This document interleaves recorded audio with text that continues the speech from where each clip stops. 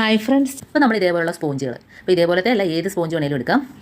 ഇതിപ്പോൾ ഞാൻ അതുകൊണ്ട് നമ്മുടെ അടുക്കളയുടെ ടൈല് അതേപോലെ ബാത്റൂമിൻ്റെ ടൈലൊക്കെ കഴിയണമെങ്കിൽ ഇതേപോലെ റബ്ബർ ബാൻഡ് കയറ്റി കൊടുത്തതിന് ശേഷം നമുക്ക് ആ കട്ടിയുള്ള ഭാഗം, ആ സ്പോഞ്ചിൻ്റെ കട്ടിയുള്ള ഭാഗം വെച്ചിട്ട് നമുക്ക് ടൈലൊക്കെ പെട്ടെന്ന് തന്നെ തേച്ച് കഴുകിയെടുക്കാനായിട്ട് പറ്റും.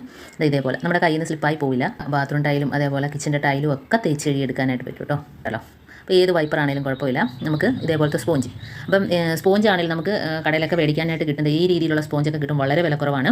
അപ്പോൾ അതൊക്കെ നമുക്ക് ഉപയോഗിച്ചിട്ട് നമുക്ക് വീണ്ടും അത് കഴുകിയെടുക്കാനായിട്ട് പറ്റും. ഇതിപ്പോൾ ഞാൻ ഈ സ്പോഞ്ചാണ് എടുക്കുന്നത് കേട്ടോ. ഇതിപ്പോൾ നമുക്ക് വൈപ്പറിനകത്ത് ഇതേപോലെ ക്രോസായിട്ട് ഇങ്ങനെ വേണമെങ്കിലും നമുക്ക് വെച്ച് കൊടുക്കാം.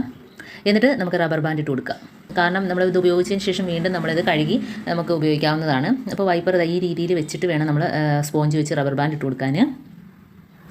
ആണോ? അപ്പോൾ നമുക്ക് ഫാൻ തുടയ്ക്കാനും ചിലന്തി വല അടിക്കാനും അതേപോലെ നമ്മുടെ AC ഒക്കെ തുടയ്ക്കാനും നമ്മുടെ തറ തുടയ്ക്കാനും നമുക്ക് വയ്യാത്തപ്പോഴൊക്കെ തറയൊക്കെ തുടച്ചെടുക്കാം. നമുക്ക് തൂക്കുകയും തുടക്കുകയും രണ്ടും ചെയ്യേണ്ട, ഏതെങ്കിലും ഒന്ന് ചെയ്താൽ മതി. ഈ രീതിയിൽ നമുക്ക് നല്ല തുടച്ച കണക്ക് തന്നെ കിട്ടും കേട്ടോ. അപ്പോൾ ഏത് സ്പോഞ്ച് വേണമെങ്കിലും വെച്ച് കൊടുക്കാം. ഞാനതാ കാണിച്ചത്. ഇപ്പോൾ ഞാൻ ഈ സ്പോഞ്ചാണ് വെച്ച് കൊടുക്കുന്നത്. ഇതിപ്പോൾ ഒരേ അളവിലാണെങ്കിൽ അത്രയും നല്ലതായിരിക്കും കേട്ടോ. ഇപ്പോൾ ഈ നല്ല ടൈറ്റായിട്ട് ഇതേപോലെ റബ്ബർ ബാൻഡ് ഇട്ട് കൊടുക്കാം.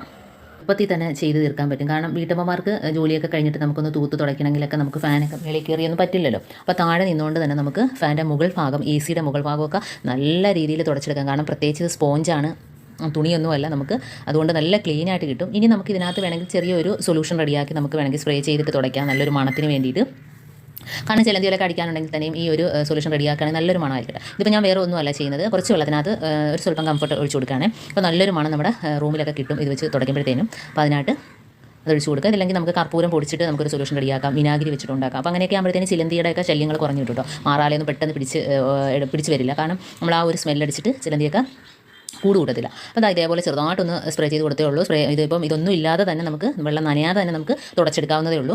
ഇതിപ്പോൾ ഞാൻ ഇതിൻ്റെ ചെറിയ രീതിയിലൊന്ന് ആക്കി കൊടുത്തിട്ടുണ്ട്. അപ്പോൾ നമ്മുടെ AC-യുടെ മുകൾ ഭാഗമൊക്കെ തുടച്ചെടുക്കാനൊക്കെ വളരെ ബുദ്ധിമുട്ടായിരിക്കും അല്ലേ. അപ്പോൾ ഇതേപോലെ സ്പോഞ്ച് വെച്ച് ചെയ്യുകയാണെങ്കിൽ നമുക്ക് പെട്ടെന്ന് തന്നെ എല്ലാം ക്ലീനാക്കി എടുക്കാം.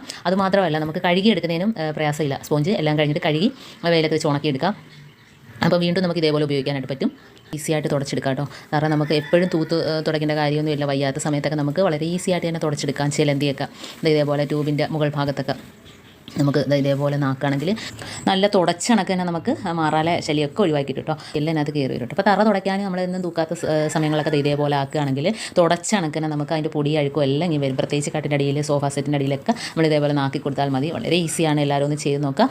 അതേപോലെ നമ്മുടെ ഈ സ്പോഞ്ച് തന്നെ ഇപ്പോൾ നോക്കുമ്പോൾ അറിയാം, പൊടി അഴുക്കൊക്കെ അതിനകത്തുണ്ടെങ്കിൽ കണ്ടോ, വളരെ ഈസി ആയിട്ട് നമുക്ക് അഴുക്കെല്ലാം നമുക്ക് കഴുകിയെടുക്കാനായിട്ട് പറ്റുകയും ചെയ്യും സ്പോഞ്ച് വെച്ചിട്ട്.